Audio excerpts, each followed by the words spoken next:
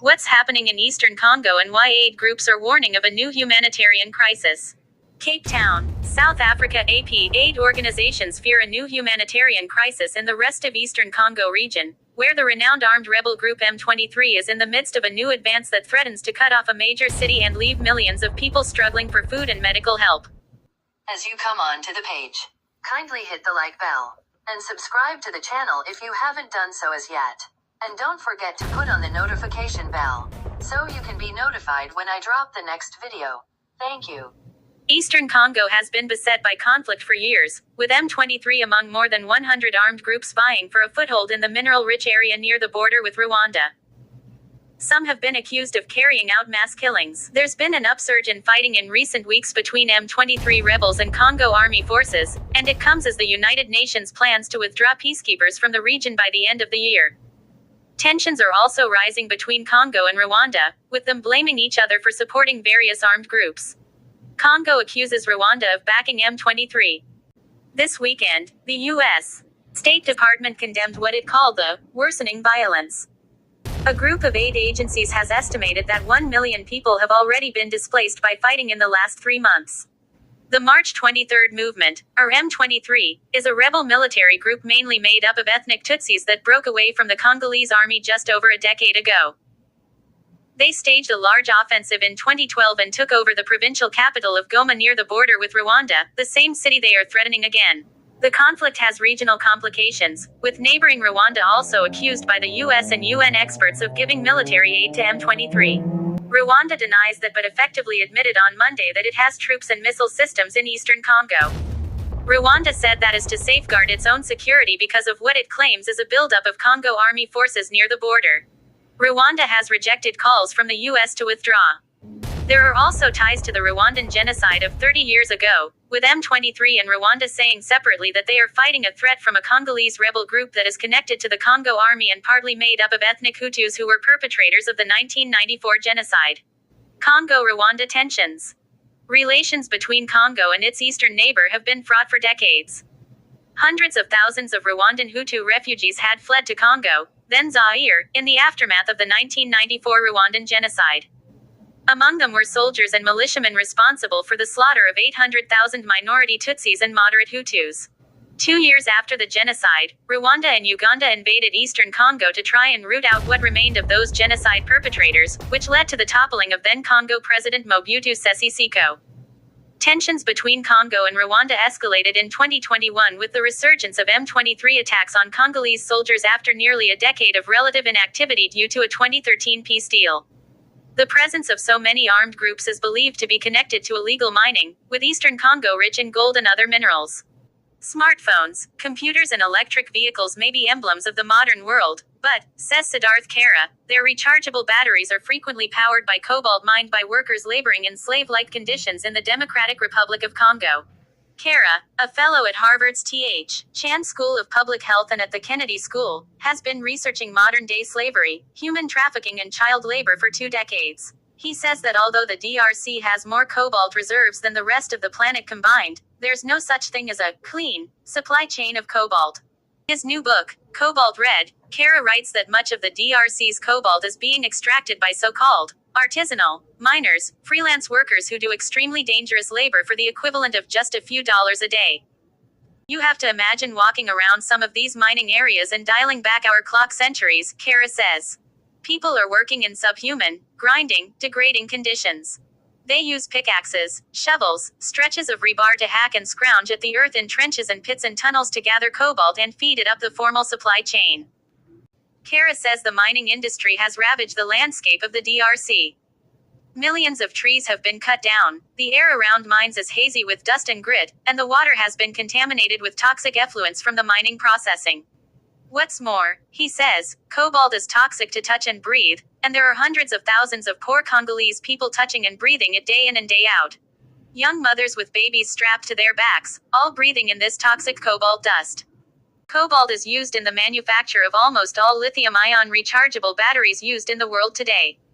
And while those outside of the DRC differentiate between cobalt extracted by the country's high-tech industrial mining companies and that which was dug by artisanal miners, Kara says the two are fundamentally intertwined.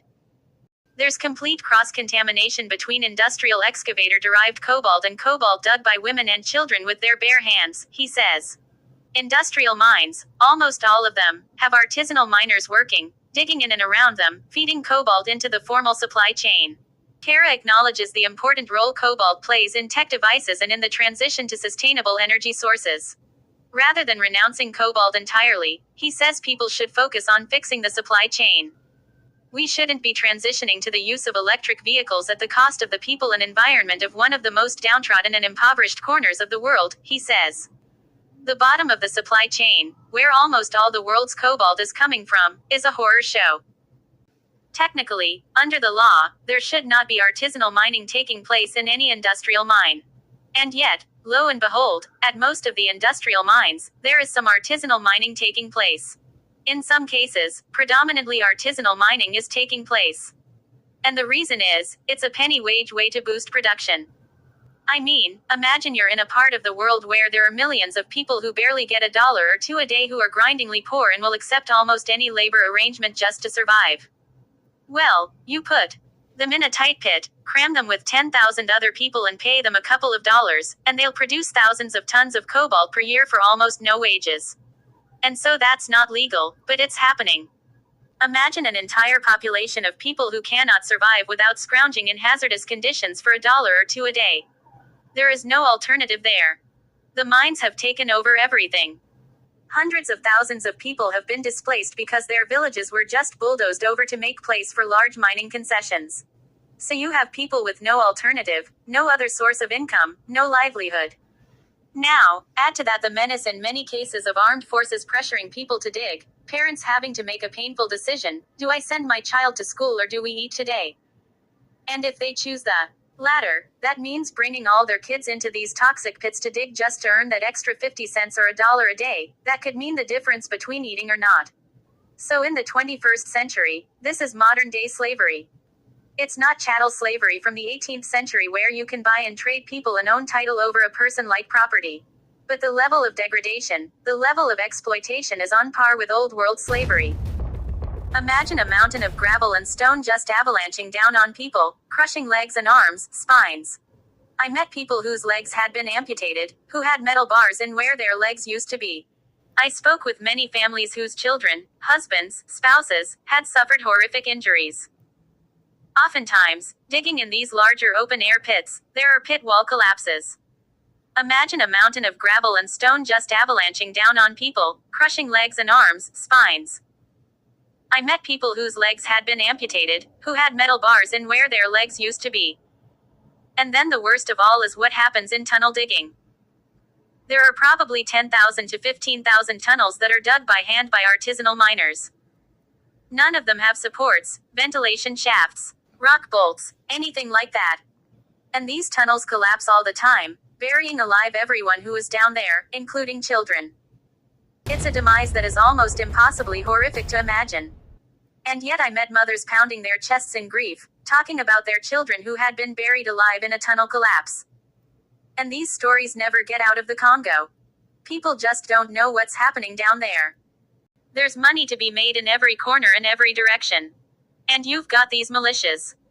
Sometimes they're called commandos and they will abduct children, traffic children, recruit children from even other parts of the Congo.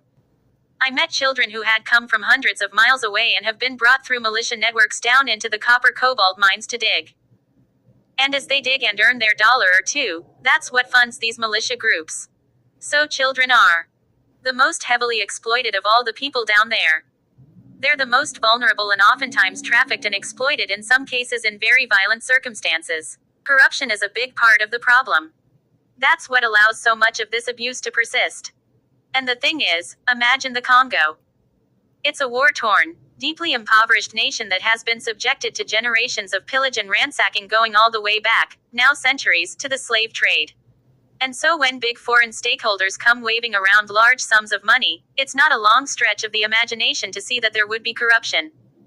First democratically elected president of the Congo in 1960, Patrice Lumumba, made a pledge that the country's immense mineral riches and resources would be used for the benefit of the people who live there.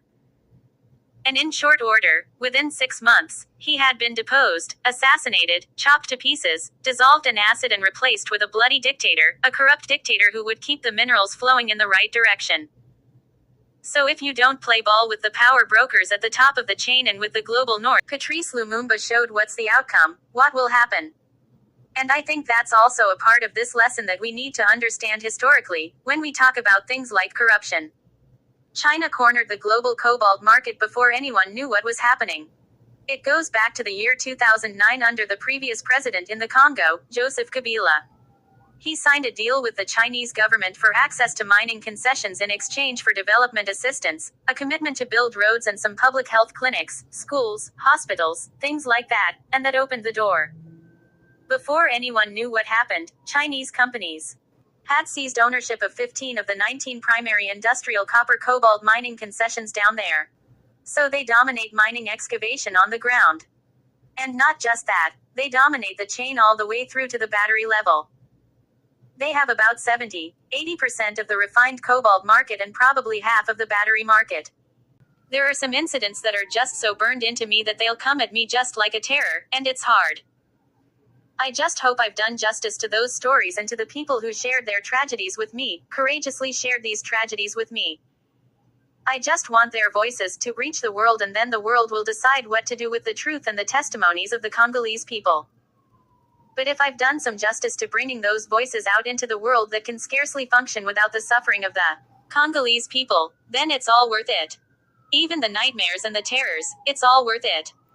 Sam Briger and Joel Wolfram produced and edited this interview for broadcast. Bridget Bentz, Molly Seavey-Nesper and Giselle Grayson adapted it for the web. What's happened in recent weeks? M23 launched new attacks late last year and has ramped them up in recent weeks. The group is now threatening to take the key town of Sake, about 27 kilometers 16 miles west of Goma. That could cause food and aid supplies to be cut off from Goma, which had a population of around 600,000 a few years ago, but now holds more than 2 million people, according to aid agencies, as people flee violence in surrounding towns and villages.